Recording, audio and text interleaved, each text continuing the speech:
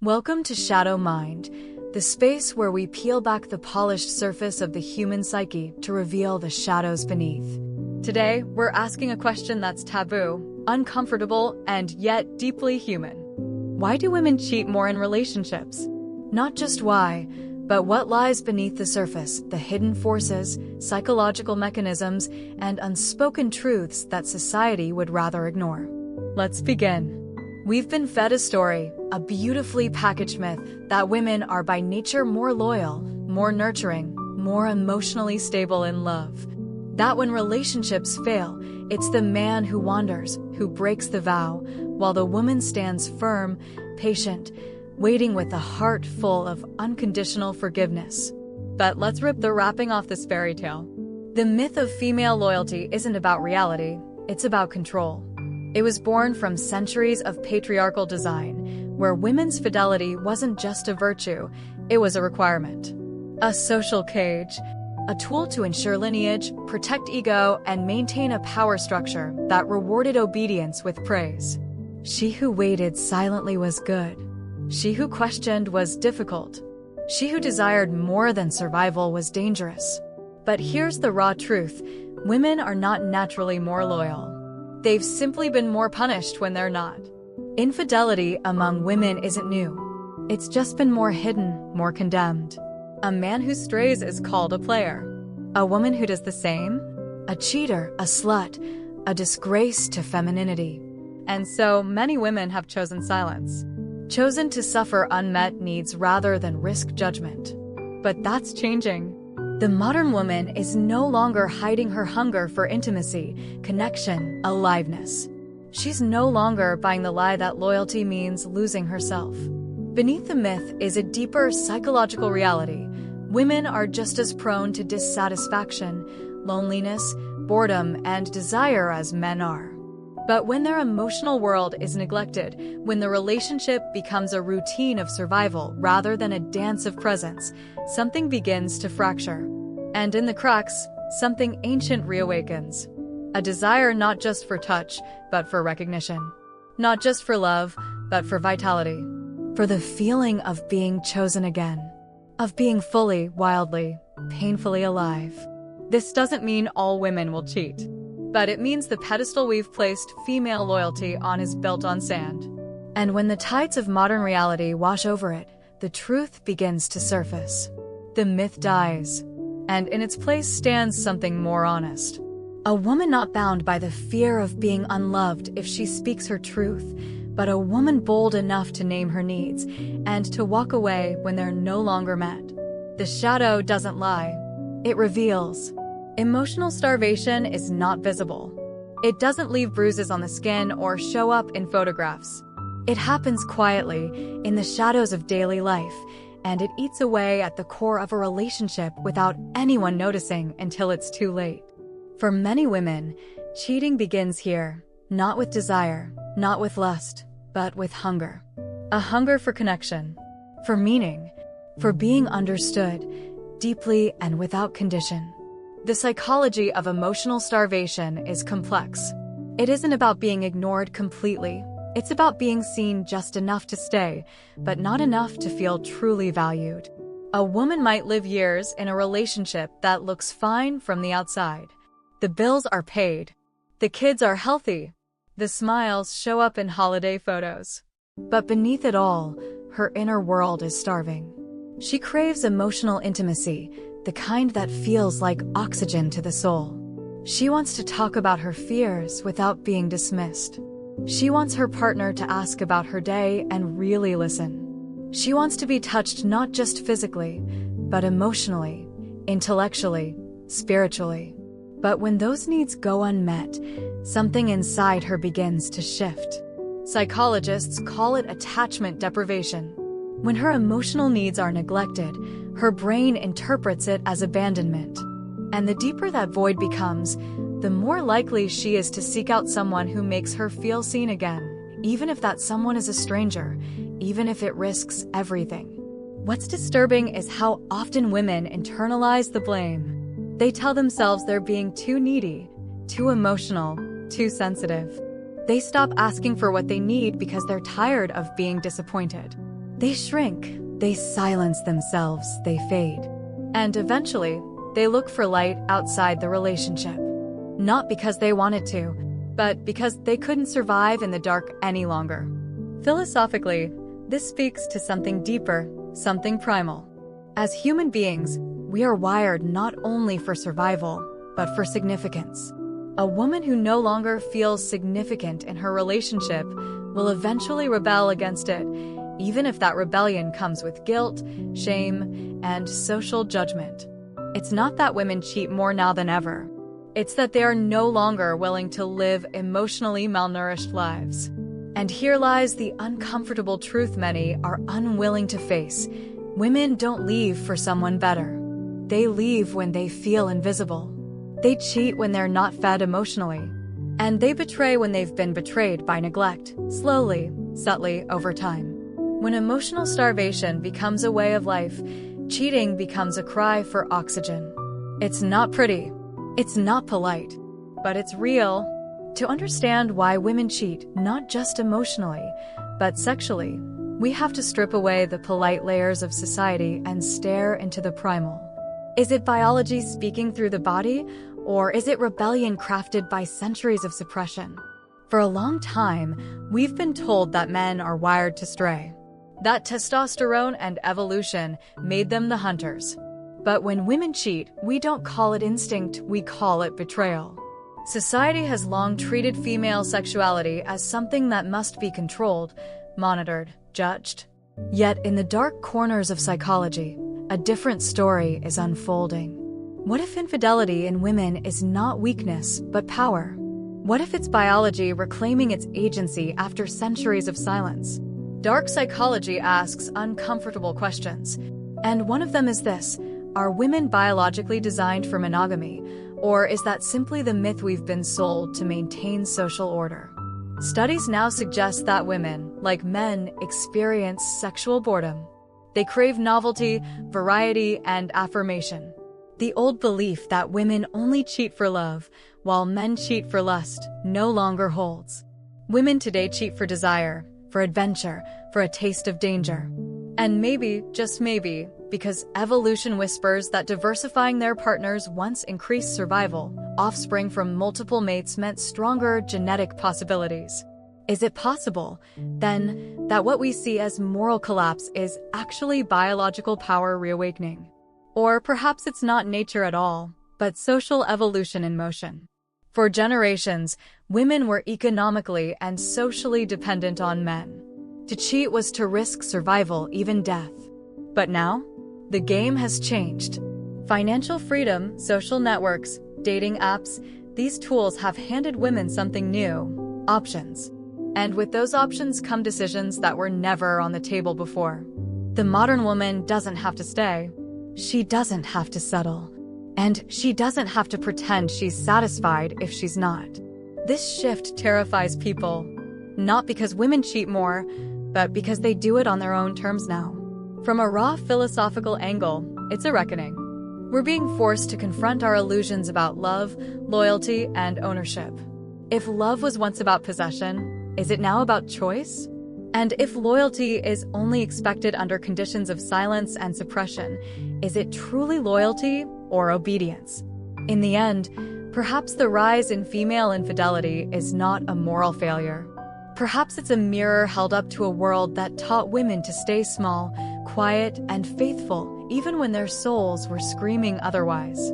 And now, they're answering that scream not with apologies, but with action. It's not just about cheating.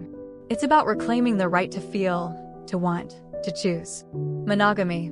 It's a word so ingrained in our cultural language that we rarely stop to question it. It sits at the foundation of our romantic ideals: one person, one love, one life. Anything outside of that is whispered, judged, or hidden. And yet, more than ever, people are breaking this mold quietly, painfully, and often destructively. Especially women. But why? To explore female infidelity, we must first confront the ideal that wraps itself around our desires: monogamy. Not as a romantic dream, but as a social construct. In its purest form, monogamy is not just about love, It's about ownership, legacy, and control. And in this framework, the woman is often the keeper of stability, the moral center, the loyal wife, the devoted partner. She's been taught, explicitly and implicitly, that her worth is measured in her ability to stay. But what if staying becomes a form of self-erasure? From a dark psychological perspective, monogamy can be seen not as a choice, but as a cage. A system where one person is expected to meet all emotional, sexual, intellectual, and spiritual needs for a lifetime. And for many women, the emotional weight of that expectation becomes unbearable. Especially in a world where they are also told to be mothers, nurturers, professionals, and lovers all at once. When those needs aren't met, and when voicing dissatisfaction is met with guilt or gaslighting, some women don't speak. They act. They seek outside what they're not allowed to ask for inside. This isn't about moral failure. This is about psychological survival. Raw philosophy invites us to explore a darker truth. Perhaps monogamy was never designed to fit the complexities of human desire. Especially not a woman's desire, which is cyclical, intuitive, emotionally rich, and, at times, chaotic. Unlike the stereotypical male urge for variety, female infidelity is often a slow burn. A connection forms. Emotional intimacy deepens. Then the line is crossed. Not always for sex, but for recognition, for feeling seen again. Heard, touched, alive. But when this happens, society is quick to shame, to strip her down with labels: cheater, liar, selfish. No one asks, what was she starving for? Here lies the shadow of monogamy, the collective blindness to emotional neglect, to unmet needs, and to the quiet suffering many women endure in silence. Let's be honest, monogamy promises safety, but often delivers routine. And routine, when left unchecked, becomes emotional extinction. Some women live decades with men who don't touch them, not with their hands, their eyes, or their words. They feel like ghosts inside their own homes, not unloved, but unfelt. And that absence becomes a void. Now, imagine that void being filled by a glance, a conversation, a forbidden connection. For the first time in years, she feels electricity again. She feels wanted, not for what she does, but for who she is beneath the roles. And in that fragile moment, the myth of monogamy begins to shatter. Does this justify betrayal? No, but it explains it. Dark psychology doesn't excuse, it uncovers. It digs under the polite lies and uncovers primal truths. And one of those truths is this: we are not always built to be monogamous. We are built to connect, to long, to evolve. And sometimes, our soul outgrows the relationship we're in. So what then? Philosophically, the question becomes, is fidelity a virtue or a fear?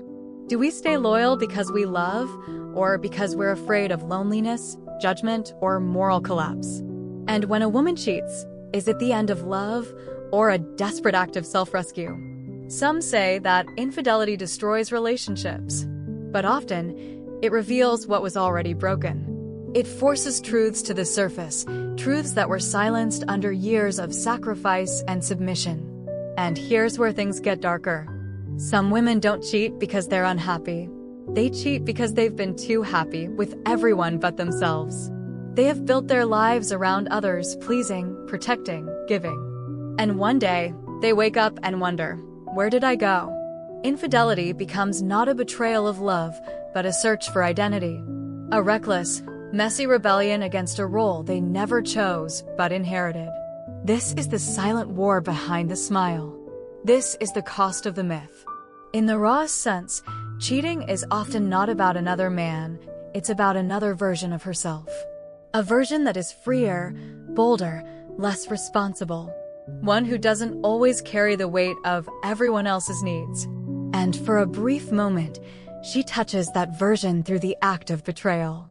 And it hurts, but it also awakens. So, where does that leave us? It leaves us at a philosophical cliff. Do we continue to romanticize monogamy as the only path to intimacy? Or do we dare to imagine a new language of love, one that honors truth over performance, freedom over possession? Do we create relationships where needs can be spoken, not suppressed? Where desire is not shamed, but explored? Where loyalty isn't about sacrifice, but about alignment? The shadow of monogamy isn't monogamy itself. It's the refusal to question it. It's the silence we force upon women who want more, but are too afraid to speak it. In this silence, many will cheat. Not to destroy, but to breathe.